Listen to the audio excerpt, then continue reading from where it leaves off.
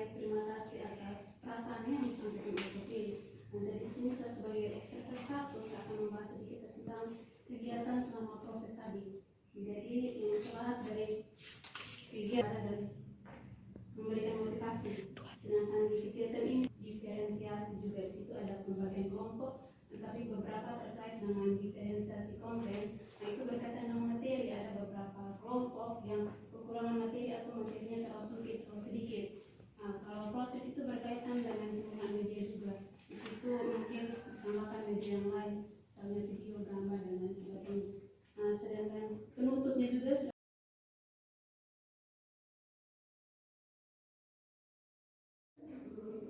siap. Hormat. Selamat pagi, Pak. Selamat pagi anak-anak. Apa kabar hari ini anak-anak? Baik. Ada yang tidak masuk hari ini? Ada saja, Pak. Ada semua, baik. Ya, sebelum kita mulai pembelajaran hari ini, dari anak-anak mungkin ada yang bisa membawakan kita dalam doa. Diana mungkin bisa? Saya, Pak. Oh ya, oke, silakan. Bapak dan kawan-kawan, mari kita berdoa. Berdoa mulai. Berdoa selesai. Terima kasih buat kita yang sudah memimpin kita dalam doa. Oke, sebelum kita mulai pembelajaran, Bapak ingin bertanya sedikit. Ada yang pernah makan tempe? Ada, Pak. Pernah. Pernah. Iya, Pak. Di tempe itu ada lihat apa ada apa di situ? Ada kaca. Selain kaca ada apa lagi? Ada serat-serat masuk juga, Pak. Serat-serat itu apa itu? Itu apa? Ada simpan lama itu. Semacam jamu. Oh iya, semacam jamu. Oke, baik anak-anak. Mungkin di sini dari anak-anak ada yang pernah lihat kayu kering? Pernah.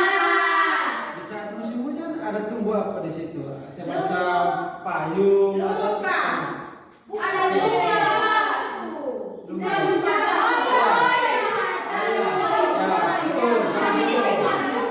Iya, betul. Di situ sering ada tumbuh lumut, ada jamur. Nah, untuk memperdalam pembelajaran kita hari ini, pembelajaran kita tentang jamur dan tujuan pembelajaran hari ini adalah bagaimana setelah anak-anak memahami materi ini dengan pembelajaran menggunakan model pembelajaran discovery learning, siswa mampu menjelaskan ciri-ciri jamur dan klasifikasinya melalui pengamatan gambar dan menyajikannya secara tertulis. Untuk lebih lanjutnya, Bapak akan membagi anak-anak dalam 2 kelompok. Kemarin kan Bapak sudah, sebelum pembelajaran hari ini Bapak sudah kirim ke KPD-nya lewat grup WA di Ketua Kelas.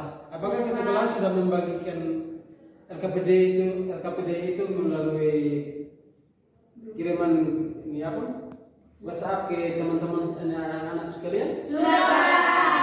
Ya, di situ ada beberapa pertanyaan yang perlu anak-anak jawab.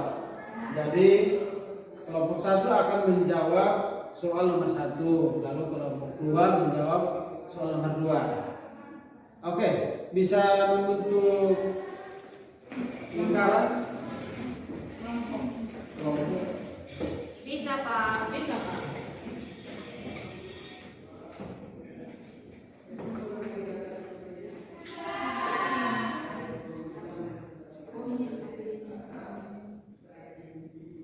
ini Pak bagaimana?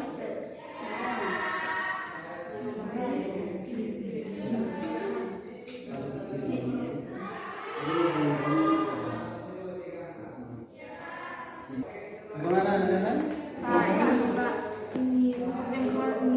Ciri-ciri. Ciri-ciri mana ketika disebutkan? Jelas kan, Pak? Apa nih? Ini di sini disebutkan klasifikasinya. Berarti ini kan ada. Oh, jadi klasifikasinya dulu baru kita sebutkan ciri-ciri ya, Pak? Iya. Ciri-ciri. Oh iya, maaf ya, Pak.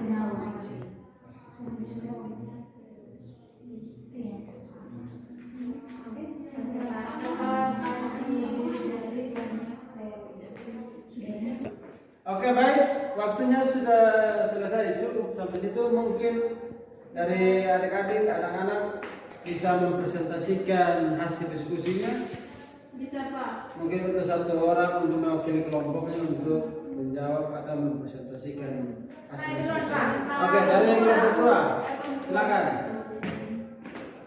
Baik, terima kasih atas kesempatan yang diberikan pada kami. Mungkin kelompok satu bisa memperhatikan penjelasan dari kelompok dua.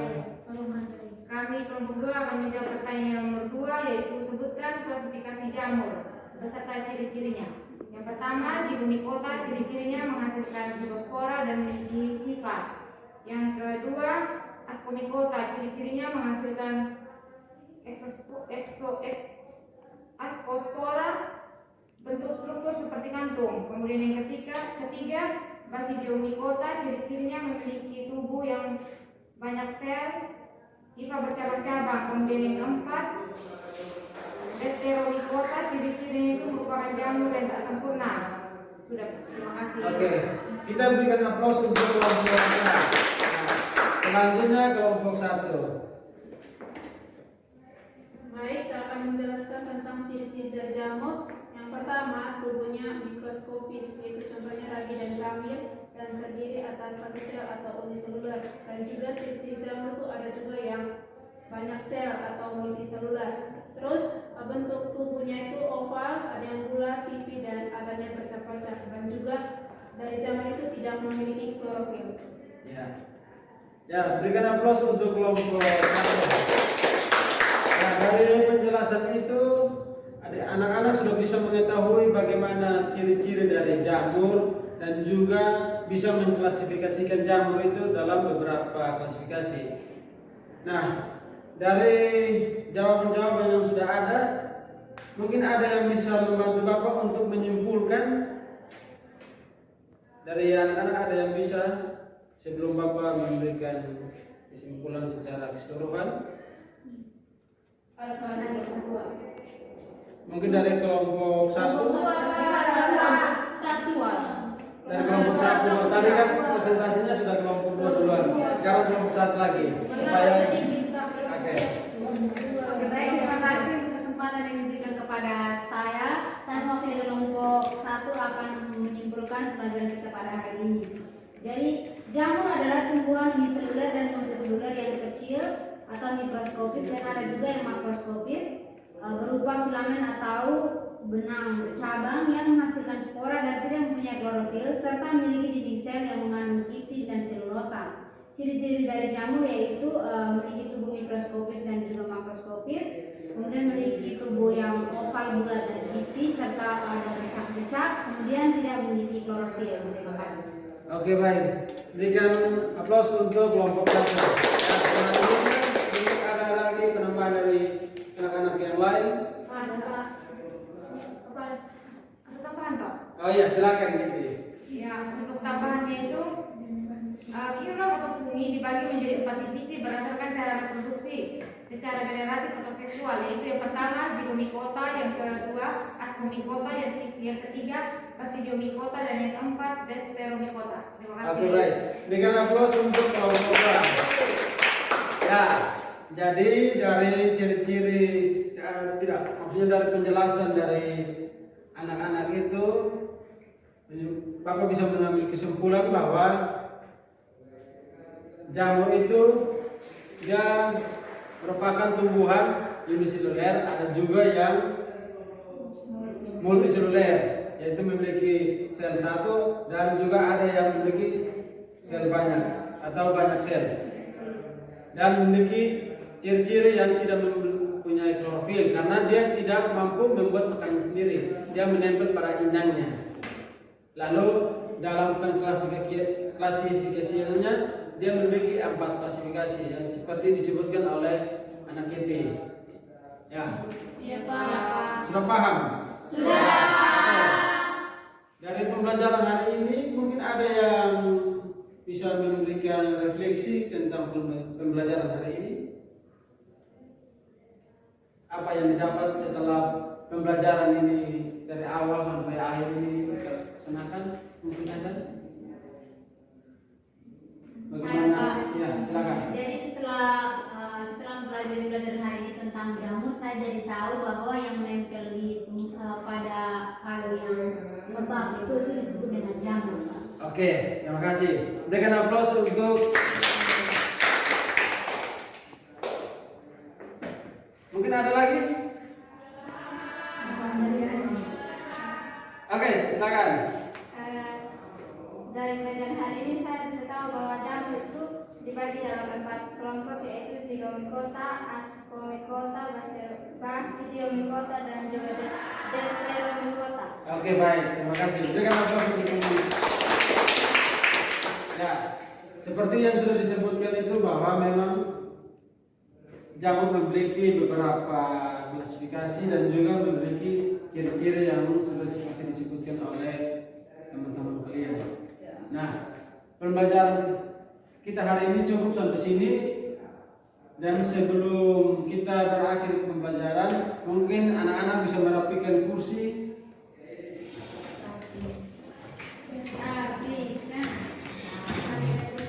Sekarang mungkin ada bisa lihat ada kotoran di samping kiri kanan. Ya, baik. Kita akan jadi pertemuan kita hari ini cukup. Nanti minggu depan kita akan melanjutkan dengan bagaimana cara reproduksi daripada jamur. Ya, sekian pembelajaran hari ini. Mungkin ada yang bisa mewakili dari anak-anak untuk dipimpin doa. Saya Pak. Ya, silakan. Baik, sebelum kita mengakhiri pembelajaran kita pada hari ini, marilah kita berdoa. Berdoa mulai, doa selesai. Oke, terima kasih. Yang sudah memimpin doa. Oke, pembelajaran hari ini cukup. Siapa? Terima kasih buat perhatian anak-anak semuanya. Siap. Hormat.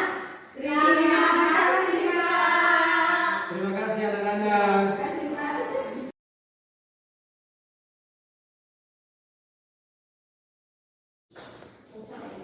Oke, baik, terima kasih Pak Sony yang sudah melakukan kegiatan pembelajaran pada hari ini. Perkenalkan saya Ibu Pascalia dan Pak Lino TK.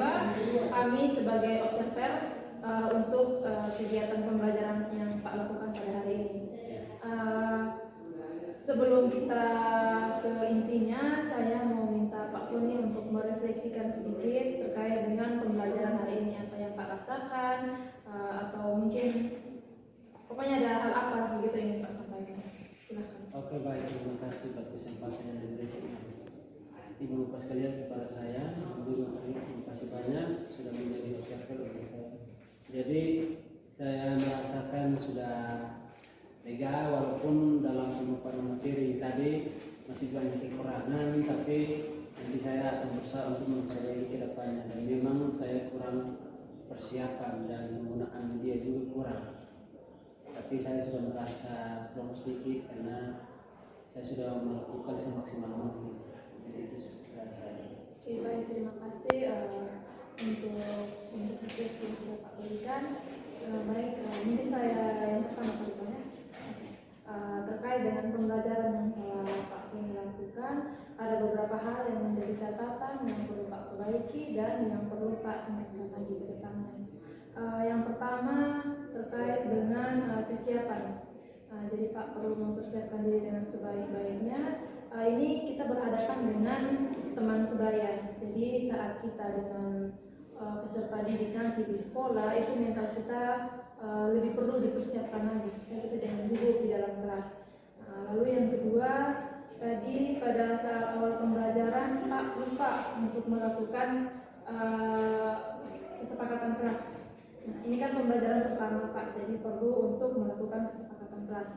Yang berikutnya itu terkait dengan asesmen diagnostik non kognitif. Nah, itu juga perlu Pak, sebenarnya itu perlu dilakukan supaya kita tahu mood kesiapan peserta didik dalam mengikuti pembelajaran. Mungkin dari saya terkait teknik-teknik kecil seperti itu. Selanjutnya saya serahkan ke Pak Ridwan sebagai observer kedua. Baik, terima kasih buat Ibu sekalian selaku observer pertama.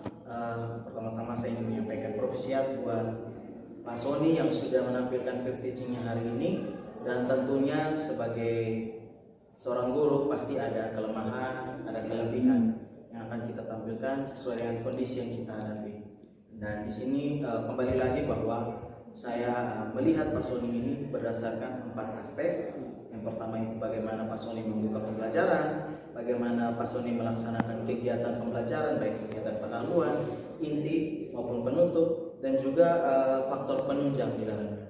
Oke, dari kegiatan atau cara Pak Sony membuka pembelajaran sudah bagus, namun kembali lagi di setiap pertemuan awal kita dengan peserta didik itu, kalau bisa kita lebih tegas, lebih lugas, biar wibawa kita lebih nampak. Jadi ada rasa bukan rasa takut, tapi bagaimana memancing peserta didik untuk benar-benar siap mengikuti pelajaran hari itu. Oke, dan yang berikut terkait apersepsi. Oke, apersepsi yang Pak Sony berikan ini mungkin kurang memicu peserta didik untuk berpikir lagi, karena mungkin ada beberapa peserta didik yang belum pernah berada pada situasi atau apersepsi yang pernah Pak Sony kasih atau Pak Sony gambarkan dalam apersepsi. Misalnya ada yang pernah lihat pohon kering, terus kira-kira pohon kering kalau pada saat musim hujan itu ada tumbuh apa-apa saja. Itu kan tujuannya Pak Sony supaya mereka merumuskan semua hal yang pernah mereka temukan di pohon kering yang basah itu. Nah, di situ seperti kurang mengajak, kurang memotivasi mereka untuk menjurus pada materi yang akan Pak Sony bawa hari itu. Terus terkait tujuan pembelajaran, tujuan pembelajarannya sudah bagus dan sudah nampak pada proses pembelajaran. Namun yang perlu diperhatikan di sini adalah bagaimana membahasakan tujuan pembelajaran itu lebih kepada bahasanya peserta didik, supaya mereka lebih paham. Kalau yang biasa kita tulis di tujuan pembelajaran itu bahasanya terlalu tinggi untuk peserta didik, perlu kita menyampaikan pemahaman terkait tujuan pembelajaran, biar mereka tahu, oh hari ini yang perlu kita capai itu ini, begitu. Yang berikut terkait penggunaan model pembelajaran. Tentunya model pembelajaran yang digunakan di sini, karena yang saya lihat itu adalah discovery learning, itu harus nampak pada kegiatan inti. Dan di sini saya kembali lagi, saya menjurusnya pada bagian kesimpulan, karena untuk model pembelajaran discovery learning di sini pengambilan kesimpulan itu terkadang kita salah. Kesimpulan yang seharusnya dilakukan pada saat selesai peserta didik itu berdiskusi itu berbeda dengan kesimpulan akhir yang harus kita sampaikan pada akhir pembelajaran. Nah, tadi di sini Pak Sony memang sudah melakukan itu, tapi pada saat kesimpulan akhir pada akhir pembelajaran itu Pak Sony masih melemparkan kesimpulan itu kepada peserta didik lain, seolah-olah generalisasinya Pak Sony itu dilakukan 2 kali. Jadi seperti pendobelan gitu. Jadi perlu diperhatikan supaya nampak model pembelajaran yang kita gunakan, terutama pada bagian sintaks generalisasinya. Terus bagaimana menutup pembelajaran? Oke, untuk menutup pembelajaran mungkin karena keterbatasan kita juga, jadi kita mensiasatinya dengan memberikan tugas saja, kemudian tugas itu dikumpulkan nanti. Tapi ingat kembali lagi bahwa dalam suatu proses pembelajaran itu refleksi itu bebas. Refleksi itu bisa terkait proses pembelajaran, materi, bisa juga terkait aksi dari guru. Jadi pendapat dari guru terkait cara mengajarnya dia, kesiapan dia dalam mengajar hari itu kepada peserta didik. Gitu. Yang berikut, dalam mengatasi ketegangan tentunya kita harus memperhatikan ice breaking. Ice breaking itu kalau bisa perlu ditampilkan juga biar anak-anak itu tidak merasa kaku dalam proses pembelajaran. Dan yang terakhir terkait diferensiasi. Ingat, diferensiasi, proses belajar diferensiasi ini menjadi ciri khas kita dalam menggunakan kurikulum Merdeka Belajar. Jadi diferensiasi ini ada 3, tapi tidak seharusnya 3-3 itu muncul. Boleh saja diferensiasi tingkat konten, mungkin materi yang dipecahkan oleh kelompok 1 berbeda dengan materi yang dipecahkan oleh kelompok 2, itu dari konten. Atau dari segi prosesnya, misalnya untuk kelompok 1 mereka menemukan masalahnya itu lewat video, sedangkan kelompok 2 lewat artikel. Jadi disesuaikan dengan minat pelajar. Oke, mungkin dari saya hanya ini. Terima kasih Pak Dika. Mungkin dari kami sebagai tim observer ada beberapa hal yang perlu Pak Sony perbaiki dan beberapa hal yang sudah bagus yang perlu Pak Sony tingkatkan lagi. Dan kedepannya apa yang telah Pak Sony dapatkan di sini bisa Pak Sony terapkan di sekolah. Itu saja dari kami. Terima kasih. Terima kasih. Sudah kok ini pausnya di mana? Sudah itu. Merah. Sudah. Ini lambe ya, di tempat